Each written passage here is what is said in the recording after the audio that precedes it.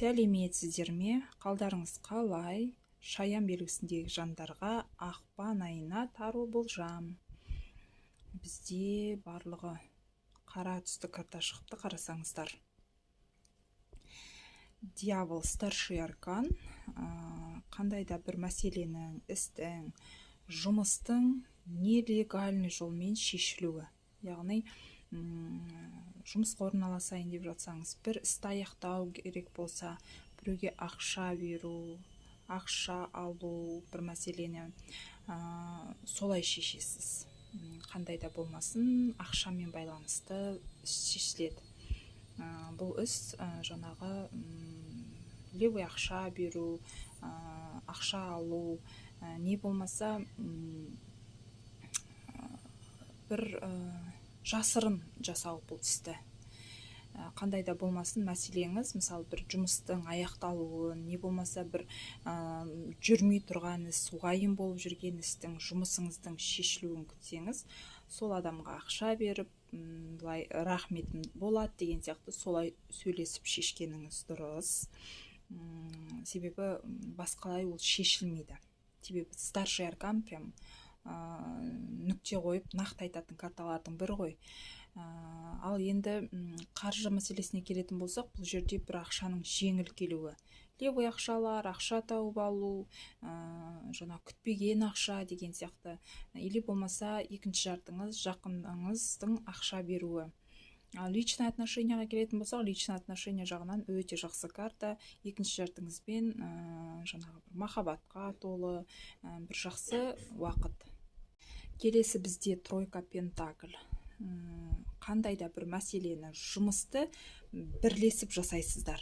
Сонда ғана сізде результат болады. Сіз өзіңіз жалғыз жасағыңыз келуі мүмкін бұл істі, жұмысты. Бірақ та басқа адамдардың көмегімен бірлесіп жасаған кезде сізде результат жақсы болады. Және де келетін ақша, түсетін ақша да жақсы болады. Не болмаса командамен жұмыс жасау, команда жинау, қандай да бір проектке бірлесіп жасау, үйге ремонтқа адам жалдау, бір сондай өзгерістер болуы мүмкін ақпан айында.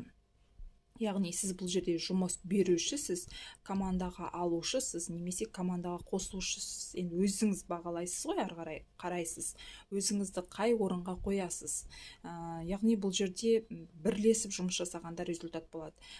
Біреуге бірлесіп көмектескенде результат болады. Сол есіңізде болсын.